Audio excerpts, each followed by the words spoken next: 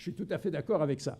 Mais aussi, parce qu'on dit souvent, mais les décroissants, si on est en décroissance, alors on va avoir un chômage dingue. Déjà qu'avec, à l'heure actuelle, il y a une croissance nulle, etc., il y a du chômage. Alors si vous décroissez, alors ça va être terrible. Bon, alors évidemment, ils n'ont rien compris. C'est l'un des moyens de résoudre les problèmes du chômage, c'est de partager le travail. Alors on arrive à l'heure actuelle à ce système, c'est qu'effectivement, avec la crise, il y a des millions de gens qui vont travailler 0 heure par semaine, alors que d'autres travaillent 60 heures. Alors, il vaudrait mieux que tout le monde travaille 15 heures, ça serait mieux. Ou 10 heures, ça serait encore mieux. Donc, nous disons, travaillez moins, que c'était le slogan des socialistes en 81, travaillez moins pour travailler tous, partager le travail, c'est un très bon slogan aussi, mais nous allons plus loin. Disons, travaillez moins pour vivre mieux.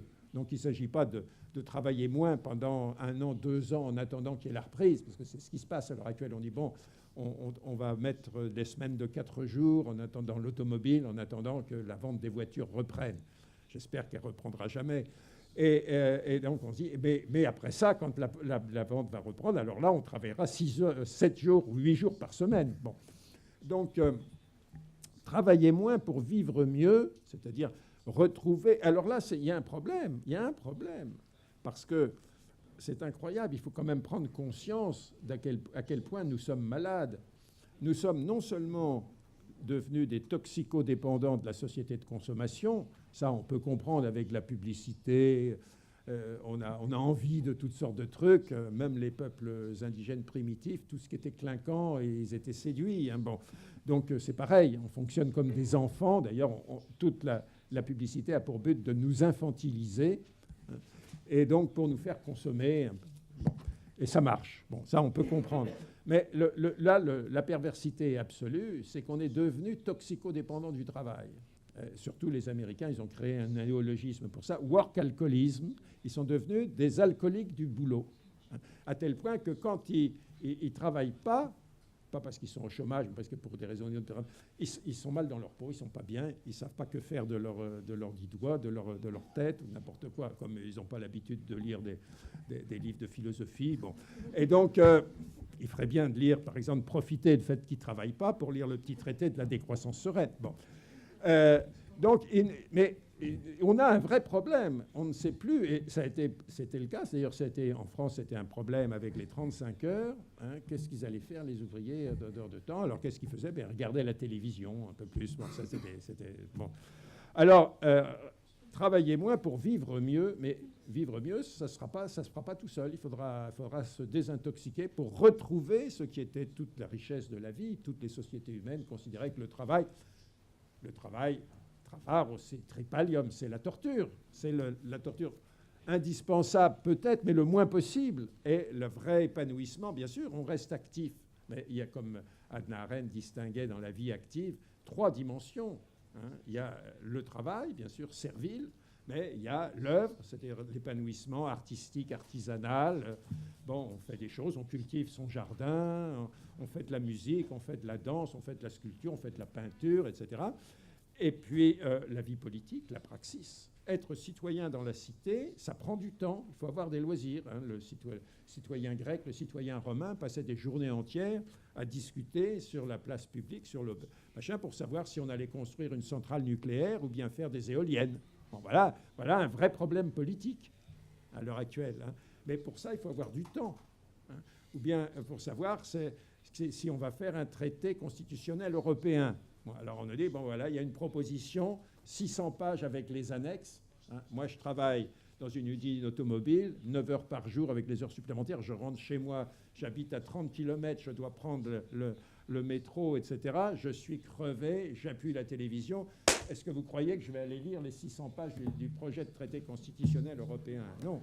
Alors, j'écoute, il y en a un qui me dit, j'écoute mon ami Cohn-Bendit, il dit il faut absolument voter oui parce que c'est un grand pas en avant. Bon, alors je vais voter oui comme un con. Bon. Donc, redevenir citoyen, et là, évidemment, on comprend bien que redevenir citoyen, c'est d'abord redevenir citoyen localement, c'est-à-dire de savoir si le maire de mon village a le projet de faire encore un parking, hein, alors qu'on est déjà asphyxié par les voitures et que sur ce terrain-là, On pourrait faire, je sais pas, un jeu de boules pour s'occuper, puisqu'on a des loisirs. On pourrait jouer à la pétanque, par exemple. Ou bien on pourrait faire tout simplement, pour les enfants, un jardin potager où on pourrait apprendre comment on cultive des poires, des pommes, etc. Bon, enfin, donc ça, c'est des vrais choix locaux. Ou bien si on va faire une crèche, hein, ou bien un incinérateur pour créer de la dioxine, pour qu'on soit un peu plus... qu'il y ait encore un peu plus de cancer dans la... Bon, donc voilà, ça, c'est des débats, mais pour ça, il faut avoir du temps. Bon, alors... travailler moins pour vivre mieux, autrement dit, se réapproprier le temps, hein, ne plus être instrumentalisé pour redécouvrir la lenteur. C'est pour ça que l'emblème de la décroissance, c'est l'escargot. Hein, j'aime bien d'ailleurs, je crois que c'est à Barcelone qu'il y a une belle fontaine là, avec des escargots. Hein. L'escargot est l'emblème de slow food, hein, mais c'est aussi l'emblème de la décroissance. Bon, je ne vais pas développer parce que sans ça, je vais m'éterniser. Donc, réutiliser plutôt que de jeter systématiquement. Alors, on ne peut pas à l'heure actuelle. Hein. Votre ordinateur tombe en panne, personne ne va accepter de le réparer. De toute façon, ça coûte moins cher d'en acheter un autre. Et puisqu'il s'est fabriqué en Chine, que les gens ne sont pas payés pour le faire. Bon. Donc, vous achetez un... Alors, c'est comme ça que chaque mois, il y a 800 bateaux qui partent des États-Unis pour aller décharger des ordinateurs qui pourraient parfaitement être réparés, recyclés, surtout s'ils étaient conçus dans ce sens-là, qui vont, et au lieu de rendre service, vont aller polluer les nappes phréatiques au Nigeria où ils sont déchargés sauvagement. Ou bien ils vont intoxiquer les Chinois qui vont essayer, eux, de recycler certains trucs, mais sans prendre de précautions. Bon. Et donc, réutiliser, bien sûr, et ce qu'on ne peut pas réutiliser, on le recycle pour rendre à la nature ce qu'elle nous a donné et que nos générations successives suivantes puissent en profiter.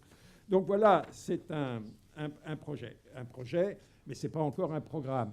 Alors évidemment, j'ai dit le programme, ça ne peut être que contextualisé. Je pense qu'à la limite, un programme d'une société autonome, une société que j'appelle décroissante, une démocratie écologique, ce n'est pas le même programme pour la réaliser en Catalogne Nord et en Catalogne Sud. Hein. Peut-être même ça se décline à tous les niveaux. Peut-être il y a un programme au niveau européen, mais il y a sûrement un programme plus précis, différent au niveau français, au niveau breton. Moi, je suis breton, hein, donc très important au niveau breton, etc. Alors, bon, donc je ne peux pas faire un programme pour la Catalogne. Donc j'ai fait un programme, moi, en 2007, lorsque j'ai fait un rêve, moi aussi, je me présentais aux élections présidentielles, donc contre Sarkozy et contre Ségolène Royal. Et donc j'ai fait un programme en 10 points. Alors dans le petit traité, il n'y en a que 9, j'en ai rajouté un récemment. Bon, maintenant il a 10 points. C'est un programme... non, après, ça on saute, on n'a pas le temps de tout faire. Voilà. Le programme, alors vous voyez, les 10 R du programme réformiste. Hein. Pourquoi réformiste? Parce que la conception du projet est révolutionnaire. Révolutionnaire au bon sens du terme, hein, c'est-à-dire un changement radical. Et comme dit mon ami Castoriadis, la révolution, c'est d'abord un changement dans les têtes. Hein, on voit les choses, c'est une autre conception du monde. Bon, ça peut être ensuite un changement concret, et c'est au niveau du changement concret où parfois ça coince. Et alors on a toujours l'idée que la révolution, ça saigne. Non, ça ne saigne pas nécessairement. Ça peut saigner parce que quand ça coince trop, il y a des problèmes. Bon. Mais ce n'est pas le but.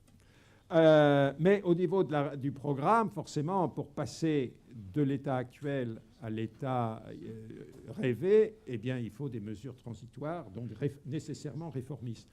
Tellement réformistes qu'au fond, ce programme aurait pu être accepté par un économiste néoclassique comme Cécile Arthur Pigou, qui disait qu'il fallait internaliser des économies externes. C'est-à-dire faire payer aux pollueurs, pour le dire concrètement, faire payer aux pollueurs le prix de la pollution qu'ils engendraient. Mais ce programme purement réformiste, il est très subversif, en fait, vous allez voir. Donc,